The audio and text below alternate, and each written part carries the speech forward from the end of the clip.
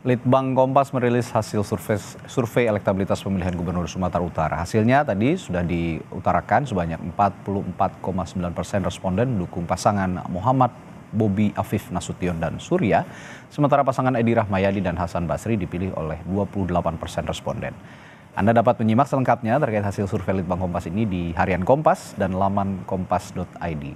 Nah, hari ini kita akan bahas bagaimana kinerja para paslon ini untuk meningkatkan elektabilitas dan merebut suara pemilih mengambang atau swing voters yang jumlahnya masih tinggi 27,1%.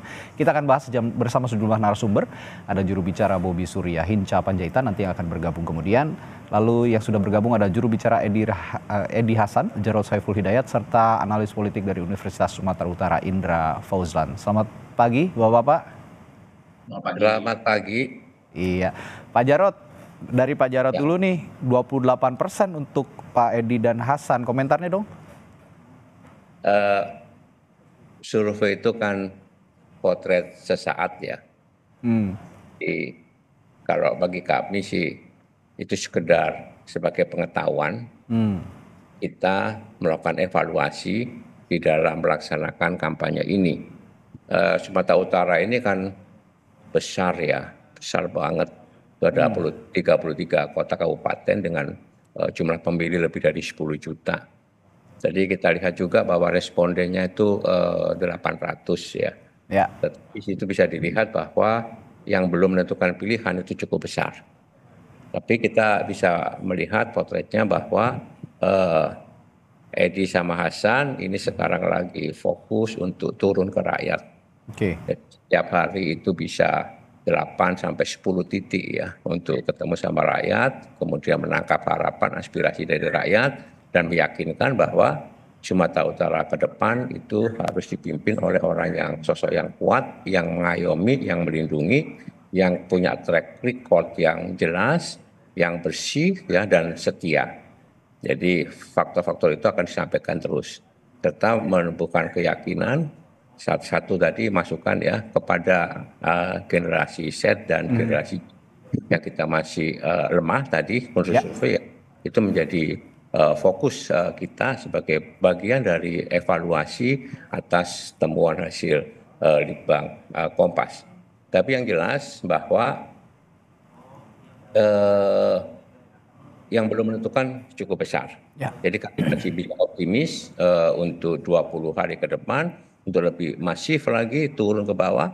Tetapi kita menginginkan supaya proses demokrasi di Sumut itu betul-betul bisa berjalan dengan jujur dan adil tanpa ada cawe-cawe atau intervensi dari aparat penegak hukum, utamanya dari kepolisian, dari dari ASN, dari kepala desa ya. Biarkan berikan kesempatan kepada warga masyarakat untuk bisa memilih dan menentukan pilihannya yang baik. Dan saya yakin dan percaya bahwa Pak Prabowo itu betul-betul punya komitmen untuk membangun sistem demokrasi berdasarkan nilai-nilai demokrasi yang baik, yang jujur dan adil. Itu Radi. Baik, Pak Jarod, ini Pak Edi ini kan petahana ya. Sebenarnya terhitungnya petahana lah begitu. Karena periode sebelumnya beliau juga menjabat sebagai Gubernur Sumatera Utara. Dalam konteks petahana ini, apa yang menjadi evaluasi tim ses? Karena saat ini ya posisinya masih di bawah lah ya calon lainnya, Bobi dan juga Surya. Ada evaluasi khusus dalam konteks Pak Edi sebagai petahana ini? Ya, kalau dari peta tadi, dari Litbang tadi, kita harus fokus untuk menggarap atau mendekati atau mengambil basis suara dari generasi Z dan generasi Y yang ini masih agak lemah. Oleh sebab itu kita akan gencar ke sana untuk menunjukkan bahwa apa saja yang diperlukan untuk mendengarkan apa saja yang diinginkan oleh generasi Z dan generasi Y. Dengan begitu maka kita berusaha ya untuk meyakinkan kepada generasi Z, generasi Y termasuk yang belum menentukan pilihan untuk nanti pasti dan yakin memilih Edi Hasan ya. Jadi kita betul-betul berharap bahwa rakyat Sumatera Utara itu benar-benar bisa ya mengedepankan siapa yang terbaik, yang paling siap, yang paling mampu untuk bisa memimpin Sumatera Utara 5 tahun ke depan. Oke. Jadi ini bahan evaluasi kami dan kami akan terus bergerak turun untuk menyapa rakyat, yang menyatukan semangat dan kehendak rakyat serta memberikan pendidikan politik yang baik kepada rakyat. Oke, Pak Indra, ini kan gap elektabilitas antara kedua pasangan calon sekitar 16% lah ya. Masih mungkin berbalik nggak sih posisinya nanti, Pak Indra? Kalau masih mungkin ya tentu ada kemungkinan ya. Sebagai referensi kita untuk melihat seperti apa di pertarungan di 20 hari nanti ya. Bisa jadi referensi bagi kedua kandidat dan juga tentunya ini kalau bicara angka aman tentu angka psikologis bagi pasangan Bobi Nasution dan Surya ini apa namanya angka yang cukup melegakan bagi mereka. Dan tentunya ini menjadi evaluasi ya mendalam strategis bagi pasangan Edi Rahmayadi dan juga Hasan. Jadi saya rasa ini menjadi titik tolak ya karena kan bagaimanapun walaupun tadi Pak Jarod menyatakan ini adalah potret sesaat pada saat ini, tapi ini menjadi gambaran bagaimana kondisi pemilih di Sumatera Utara saat ini. Oke. Nah, dari angka-angka yang kita lihat tadi bukan hanya soal apa namanya ya, saya rasa soal angka 44,9 dan 28 itu kan titik akhir. Tapi segmentasi yang akan disasar tentunya menjadi referensi bagi kedua kandidat untuk menyasar kelompok-kelompok mana. Apalagi kan kalau kita bisa melihat undecided voternya itu cukup tinggi ya, ada 28%. Dan ini biasanya dihuni oleh kelompok-kelompok kelas menengah, kelompok-kelompok kritis, kelompok-kelompok yang memang masih menunggu seperti apa kebijakan-kebijakan yang akan dikeluarkan. Mungkin juga mereka adalah kelompok-kelompok yang mengakses internet cukup tinggi. Jadi saya rasa ini masih memungkinkan ya untuk mengejar ketertinggalan elektabilitas ini sehingga apa namanya pertarungan politik ini lebih seru ya. Jadi dominasi yang mungkin sekarang muncul di hasil survei ini menunjukkan kalau misalnya ada hal yang terkait dengan isu atau mungkin rekam jejak yang mungkin membuat masyarakat perlu menginginkan perubahan mungkin ya kalau dalam konteks keinginan masyarakat. Ya. Jadi kalau saya rasa ini menjadi referensi yang baik bagi kedua kandidat ya untuk mengevaluasi pilkada mereka, kampanye mereka, karena kan memang kampanyenya juga cukup singkat ya, Betul. 2 bulan ya. Jadi saya rasa ini perlu kerja keras bagi pasangan Edi Hasan, kemudian juga untuk mengejar ketertinggalan elektoral ini sehingga tentunya harus ada evaluasi yang mendalam. Saya rasa seperti itu. Oke. Ya.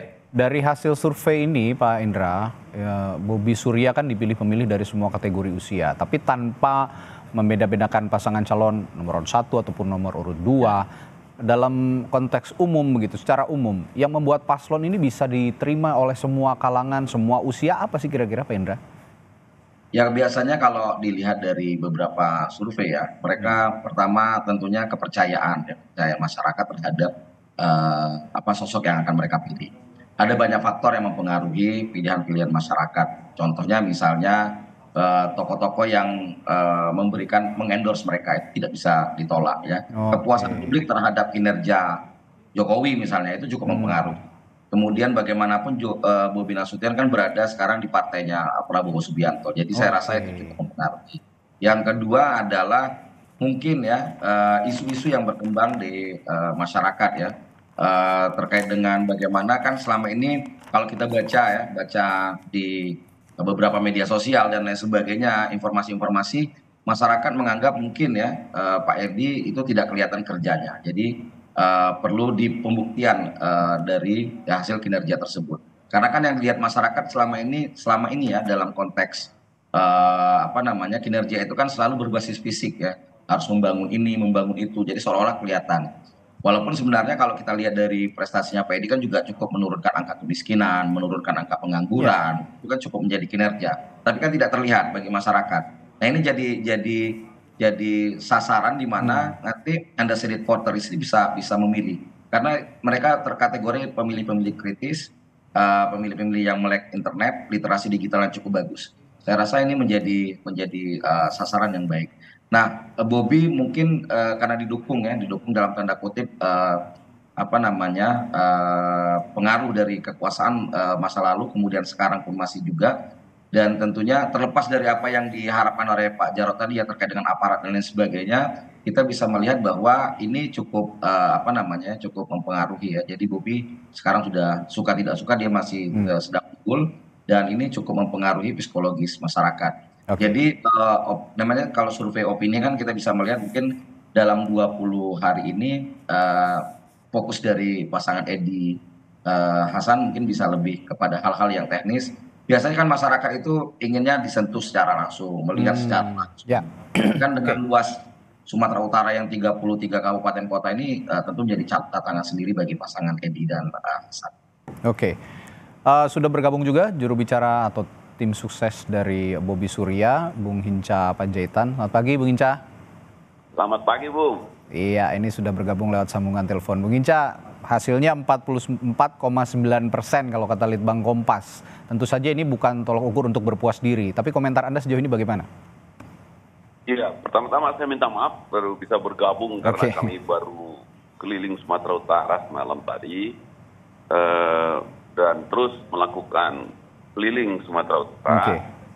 Kemarin 4 hari full di Pulau Nias, keliling 5 kabupaten kota. Dan hari ini kita sedang bersiap juga sejak tadi malam untuk debat yang kedua di Kompas TV. Nah, kata itu pagi ini saya ingin menyampaikan bahwa 21 hari ke depan ini atau 20 hari lagi tepatnya pesta demokrasi di Sumatera Utara terus mengalir sampai mencapai puncaknya begitu ya, dan survei yang dilakukan teman-teman Kompas ini tentu menjadi cermin dan gambaran bagi kita untuk melihat kerja yang kami lakukan. Tentu kami sama sekali tidak ingin berpuas diri, justru ini akan dorong kami untuk terus bekerja dan keliling melakukan kerja-kerja politik menjemput masyarakat. Saya melihat sendiri memang di masyarakat karena saya mendampingi sebuah tim pemenangan. Respon masyarakat yang luar biasa kepada anak muda yang satu ini karena energinya dan bisa masuk ke semua lini. Dan karena itu saya percaya makin hari ke depan ini angka ini mudah-mudahan makin bagus dan masyarakat menjatuhkan pilihannya dengan tepat kepada calon gubernur yang dia inginkan. Oke, Bung Hinca, ini kan kalau tadi saya sempat tanya juga ke Pak Indra, Bobi Surya ini tampaknya populer dan dapat dukungan dari pemilih dari semua usia. Sebenarnya strategi kampanye yang dijual selama ini apa sih? Apakah dengan keuntungan-keuntungan bahwa seorang Bobi Nasution adalah sosok muda atau bagaimana? Ada tolak ukur lain? Iya, salah satu yang paling kuat itu memang anak-anak muda ya. Anak-anak muda Sumatera Utara ini energinya luar biasa. Dan itu menyambung waktu misalnya ini ya, waktu Sumpah Pemuda kemarin kami bikin acara dan saya ngajak dialog itu anak muda ini responnya luar biasa. Dan hampir setiap hari anak-anak muda itu datang ke posko pemenangan untuk terus melakukan dukungan yang kuat. Itu satu ya, anak-anak muda itu. Dan memang kekuatan anak muda ini luar biasa ini. Semangatnya ya. Nah, namun demikian tokoh-tokoh yang senior, karena saya ketua tim pemenangan juga selalu mengontak untuk minta berjumpa dan bertemu. Dan kita lakukan. Misalnya teman-teman masyarakat Nias yang berdiaspora di Sumatera Utara, itu istilah yang mereka pakai, ononia misalnya, itu rata-rata juga para senior, orang-orang yang sudah usia tinggi. Ada tokoh guru, ada tokoh pengajar gitu ya. Itu juga mendengarkan, dan keunikannya adalah Pak Bobi ini mendengarkan betul. Setelah didengarkan dia respon. Dan ketika misalnya masyarakat meminta datang ke kampungnya, nah dia datang. Dan dengan begitu memang komunikasi itu terus mengalir dari waktu ke waktu. Saya menyaksikan sendiri karena saya harus habis waktu saya juga menjawabin harus ke sini dan mengaturnya. Gitu. Jadi tidak hanya kalangan pemuda, ibu-ibu juga, kemudian orang-orang tua, tokoh-tokoh masyarakat yang juga merespon. Karena gini, kata kolaborasi sumut berkah itu rupanya kena betul dengan masyarakat Sumatera Utara. Kata kolaborasi itu merangkul, tidak ada yang ditinggalkan. Itu luar biasa. Nah, kata berkah juga di Sumatera Utara itu kena betul. Bagaimana Sumatera Utara ini berangkulan, berkolaborasi untuk menghasilkan berkah bersama di sini. Gitu. Itu kena betul itu saya lihat. Dan tentu tampilan-tampilan dari segi pakaiannya pun dia anak muda sekali dan etnik betul gitu, menggambarkan lebih dari 8 etnik Sumatera Utara. Jadi kena semua lapangan gitu, semua sisi gitu, semua tingkatan. Ya, Pak Jarod, Anda juga tadi mengakui bahwa kekuatan Gen Z, Gen Y muda, Gen Y madya, ini punya pengaruh yang cukup besar untuk meningkatkan elektabilitas salah satu pasangan calon. Karena suara mereka juga besar, dan satu hal lagi, mereka kritis. Nah, ini saya yakin juga mereka sebenarnya belum terlalu yakin lah sebenarnya, meskipun sudah ada yang menyalurkan pilihannya begitu, ataupun sementara ini punya preferensi pemilihan. Tapi saya yakin ini juga belum statis, masih dinamis begitu. Ini yang jadi PR juga untuk pasangan Edi Hasan. Tapi yang ingin saya tanyakan nanti setelah jeda tapi ya Pak Jarod, adalah bagaimana juga seorang pasangan Edi Rahmayadi dan Hasan ini juga bisa merangkul mereka dengan cara-cara seperti apa. Nanti setelah jeda akan saya tanyakan di Sapa Indonesia Pagi, tetaplah bersama kami. Masih cukup banyak pekerjaan rumah yang harus dihadapi oleh pasangan calon gubernur dan wakil gubernur Edi Rahmayadi dan Hasan Basri. Mengingat saat ini ada survei Litbang Kompas yang menunjukkan bahwa hasilnya masih tertinggal lumayan jauh lah ya dari pasangan yang lainnya, yakni Bobi Surya. Tadi saya bertanya ke Pak Jarod sebagai juru bicara dan tim ses juga dari Bobi Surya, bahwa pekerjaan rumah salah satunya adalah menggarap segmen atau pasar suara dari Gen Z, Gen Y muda, milenial, dan kaum muda lah ya pada umumnya. Ini karena masih tertinggal juga dari suara-suara kaum muda ini. Tapi catatannya adalah mereka ini kritis biasanya. Nah, upaya untuk menggarap segmen ini sejauh ini bagaimana dari tim ses? Ya, jadi memang anak-anak muda ini kan kritis dan rasa ingin tahunya besar ya, serta berani. Ya, berani kritis, rasa ingin tahunya besar. Di Sumatera Utara pengguna media sosial terutama anak muda itu sangat tinggi. Ya, sangat tinggi. Oleh sebab itu ini momentum ya, kesempatan sebetulnya supaya anak-anak muda itu bisa mendapatkan informasi dan gambaran yang jelas tentang rekam jejak. Rekam jejak kandidat Edi Hasan ya. Karena Edi Hasan ini rekam jejaknya ini sosok yang berani. Ya, berani menegakkan keadilan, berani menegakkan kebenaran, dan membangun nilai-nilai dan martabat bagi warga Sumatera Utara. Jadi di dalam seperti ini biarkan anak-anak muda itu menggali informasi tentang siapa Edi Rahmayadi, siapa Hasan, siapa Bobi, siapa Surya, rekam jejaknya seperti apa, ketika memimpin Medan seperti apa, ketika memimpin Sumatera Utara seperti apa. Dan berbagai macam isu-isu yang sekarang bergulir ini perlu diklarifikasi. Misalkan seperti isu Blok Medan, ya. Sebab itu ini juga menjadi perhatian kita semua. Apakah penegakan hukum kita itu betul-betul berani, ya, berani untuk membuka berbagai macam itu kasus-kasus korupsi. Karena korupsi ini, Bang Frida, ini menjadi isu utama di Sumatera Utara. Kita menginginkan sosok pemimpin yang bersih.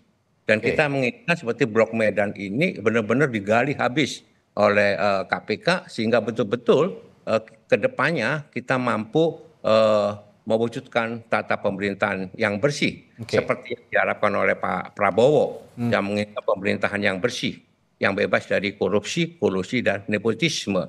Nah, ini adalah peluang. Yang kedua adalah kami tidak mengetahui berapa persen strong votersnya. Sehingga kita bisa mengambil ceruk yang strong votersnya itu tidak begitu tinggi, ini bisa diambil oleh Edi Hasan. Dan memang kita akui bahwa sosialisasi Edi Hasan melalui baliho, ya, melalui billboard dan sebagainya itu kurang. Karena apa? Karena Edi Hasan ini dengan modal yang tidak besar. Sumber daya dana yang tidak begitu besar, tetapi ya dengan langsung turun ke masyarakat, nyapa mereka, terutama untuk generasi muda, kita harapkan ya ada pencerahan bagi generasi muda untuk bisa menentukan dan memilih pemimpin Sumatera Utara yang berani dan membangun martabat dari warga Sumatera Utara serta melindungi semua warga masyarakat di Sumatera Utara. Oke, ada keuntungan lain Pak Jarod yang diklaim menjadi faktor plus dari seorang Bobi Nasution. Tadi sempat diungkap juga oleh Pak Indra sebenarnya. Bobi adalah kader Gerindra. Ini cukup berpengaruh karena Gerindra saat ini juga kan diketuai oleh Presiden kita, Prabowo Subianto. Lalu Bobi juga menantu seorang Presiden ke-7 Republik Indonesia, Joko Widodo. Ini pengaruh-pengaruh yang memberikan insentif tersendiri kepada Bobi Nasution.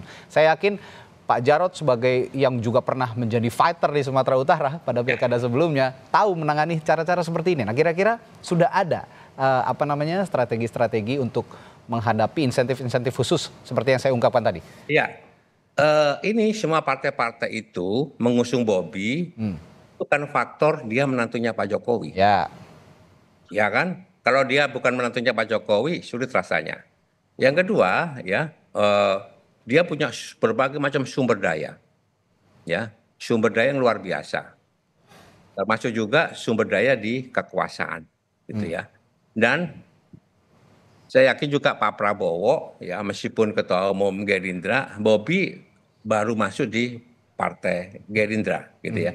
Jadi bondingnya itu mungkin masih belum sekuat lah ya. Sekuat dengan teman-teman Partai Gerindra yang sudah lama di Partai Gerindra. Sekarang bisa melihat kita bisa lihat apakah cawe-cawe Pak Jokowi gitu ya di masa yang kemarin Pilpres dan pasca dia tidak menjadi presiden itu mempunyai nilai plus bagi warga Sumatera Utara. Apakah ini nilai lebih atau justru ini menjadi bumerang? Karena Pak Edi ini diuntungkan sebetulnya dalam posisi seperti ini. Diuntungkan. Kenapa diuntungkan?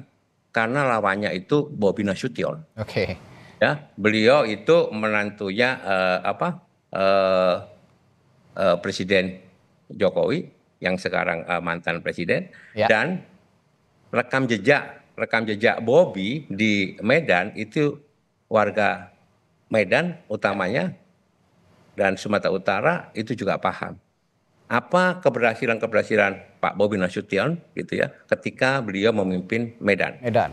Bagaimana kesetiaannya. Termasuk juga kalau anak-anak muda ini tidak ada ampun ketika menguliti sosok Termasuk kadang-kadang persoalan-persoalan pribadi itu juga masuk diungkap oleh anak-anak muda ini. Rekam jejak secara pribadi ini juga diungkap. Ini saya lihat ketika waktu debat atau waktu pengambilan nomor urut undian gitu itu berbagai macam itu diungkap itu. Katanya ada yang peserta nomor 3 gitu, ada nama perempuan disebut di situ. Jadi sebetulnya gitu anak-anak muda ini sangat berani untuk mengulik dan mengupas termasuk hal-hal yang sifatnya private. Itu Radhi. Baik. Saya ke Bung Hinca kalau gitu. Bung Hinca, tadi yang saya utarakan bahwa seorang Bobi Nasution punya insentif tersendiri. Bobi seorang kader Gerindra yang diketuai oleh Presiden kita saat ini, Pak Prabowo Subianto, lalu Bobi sebagai menantu Pak Jokowi yang juga sebelumnya berkuasa di Indonesia, begitu sebagai Presiden. Apakah memang insentif-insentif ini yang akhirnya memberikan keunggulan lah dalam tanda kutip sementara ini dalam survei Litbang Kompas, Bung Hinca? Ya, Bung Hinca. Oke, sepertinya ada kendala komunikasi dengan Bung Hinca Panjaitan. Nanti kita akan hubungi kembali. Saya ke Pak Indra dulu kalau begitu. Pak Indra, apakah insentif-insentif tadi yang Anda juga sempat singgung yang memberikan keunggulan sementara ini begitu ya, bukan keunggulan tapi ya berada di depan lah sementara ini dalam survei Litbang Kompas, apa insentif-insentif itu secara khusus, Pak Indra? Saya rasa tidak secara khusus tapi itu sangat mempengaruhi karena memang bagaimanapun Bobi Nasution itu kan ketika beliau menjadi kader PDIP juga dulu, kemudian kader Gerindra sekarang itu kan dalam status menantu presiden masa itu. Kemudian sekarang beliau ketika beralih dia pun memilih Gerindra di mana ketika sudah terpilihnya Prabowo Subianto, dan itu saya rasa itu insentif Dan tadi juga kita bisa melihat keterpengaruhan masyarakat terhadap pilihan yang di-endorse Prabowo pun sangat tinggi di atas 43%. Jadi ini menunjukkan bahwa pilihan masyarakat ini juga mungkin tergambar di Pilpres yang lalu bahwa apa pilihan mereka ketika memilih Prabowo Gibran itu akan kemungkinan akan kembali memilih pasangan Bobi dan Surya. Nah ini tentunya menjadi insentif. Tapi bagaimanapun kita bisa melihat seperti ini. Kalau di apa namanya di segmentasi usia, pertama kita lihat bahwa segmentasi yang paling tinggi itu kan adalah Gen Z dan pemilih muda ya, itu di kisaran 17 sampai 35 tahun, di mana itu Bobi sangat dominan di situ. Nah tentunya kita bisa melihat apa yang akan menjadi keuntungan. Pertama sosok dia mungkin anak muda, itu satu. Yang kedua ini kan adalah pemilih-pemilih yang kalau kita lihat kalau di usia 25 ke atas itu kan pemilih matang intinya gitu. Mereka sudah pernah memilih, punya penghasilan dan pendapatan.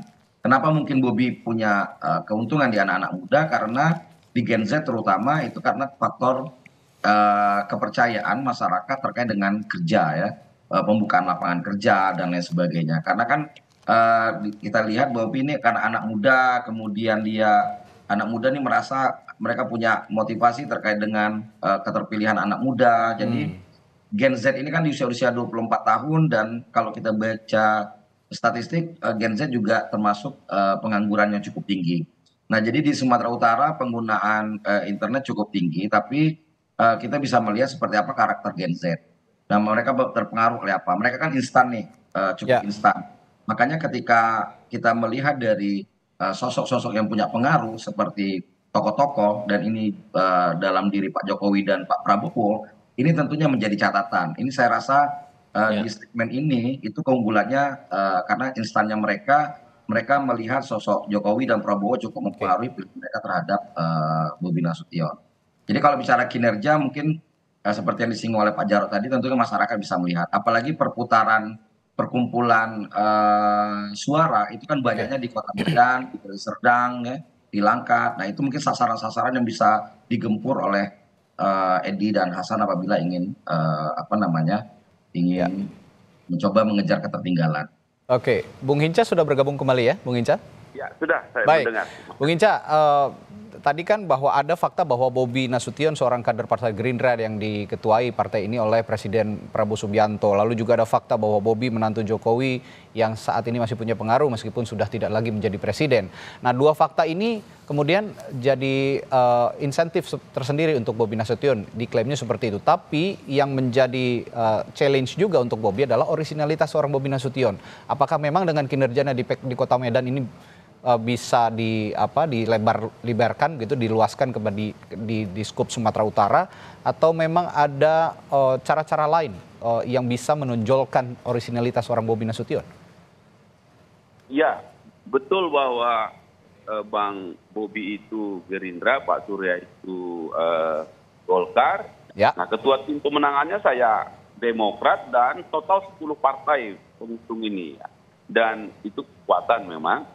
Yang kedua, kalau tadi disebutkan originalitas oleh Bung Hendra, itu yang saya mau garis bawahi.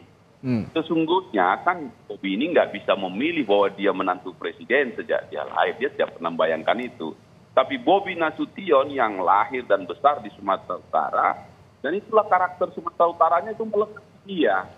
Cara bicaranya, gaya bahasanya, gaya Medan betul, dan itu membuat dia diterima di banyak Gen Z tadi ya, anak muda itu ketemu dia di situ, tapi juga sangat hormat dan respect kepada orang-orang tua yang ditunjukkannya setiap kali dia tampil kemana saja, bahkan cenderung lebih tenang, lebih lembut bicaranya. Dan karena itu dia kami bawa keliling seluruh Sumatera Utara, 33 kabupaten kota sudah hampir selesai, nanti 2-3 hari ini selesai ke Tobaraya. Setelah itu tanggal 11 kembali, itu tadi benar itu Medan, Deli Serdang, Langkat tadi yang memang jumlah pemilih ada di sini. Dan kami memang pilih paling akhir itu karena memang dia tinggal di Medan ya. Nah, oleh karena itu kalau Anda tanyakan originalitasnya itu saya melihat sendiri. Selama saya dampingi gitu, cara dan juk-juknya, gaya bicaranya, Medan kali lah kalau orang Medan bilang gini. Karena itu kita sebut istilah-istilah main kita, itu kata-kata yang sangat dekat itu. Menyala bangku gitu. Jadi itu betul teriakan anak-anak muda yang tanpa sengaja jadi kayak betul-betul menyentuh ya, menyentuh sekali gitu. Jadi originalitasnya melekat itu di originalitas Sumatera Utara di dia. Nah, ini juga yang mungkin bisa dicontek nih nanti oleh pasangan Edi Rahmayadi dan juga Hasan Basri. Pak Jarod, ya kira-kira memang segmen anak muda ini memang punya pengaruh kuat di Sumatera Utara sehingga ini yang menjadi pekerjaan rumah betul-betul yang bisa meningkatkan elektoral di Sumatera Utara dalam konteks Pilgub Sumatera Utara kali ini. Terakhir, masing-masing narasumber, masing-masing jubir tim ses, nanti malam kan kita debat dengan tema ini adalah peningkatan daya saing daerah dan pembangunan berkelanjutan. Nah, ini yang jadi tema debat Pilkada Sumatera Utara nanti malam. Saya dari Bung Hinca dulu. Apa yang dipersiapkan untuk debat nanti malam? Iya, tadi malam kami mempersiapkan sampai 12:30 pagi ya di hari membahas tema ini, dan tema keberlanjutan ini kami garis bawah karena harus bicara tentang 33 kabupaten kota dan 5.417 desa yang menjadi kata kunci sebenarnya ya, kilometer nol kita membangun Sumatera Utara ini dari desa ini.